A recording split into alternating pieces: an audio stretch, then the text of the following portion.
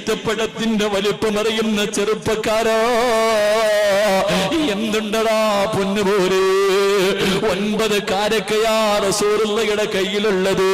അത് പൊളിച്ചിട്ട് തന്റെ മക്കളുടെ വായിലേക്ക് വെച്ച് കൊടുക്കുമ്പോ ഹസൻ ഹുസൈൻ റളിയല്ലാഹു തആല അൻഹുമോ ആ മക്കളതിങ്ങനെ കടിച്ചുകൊണ്ടിരിക്കുമ്പോ ആ മക്കളുടെ മുഖത്തൊരു ചെറിയ പുഞ്ചിരി വരികയാണ്. ഒരു ചെറിയ പുഞ്ചിരി വരികയാ. റസൂലുള്ളാഹിക്ക് വല്ലാത്ത സന്തോഷമായി.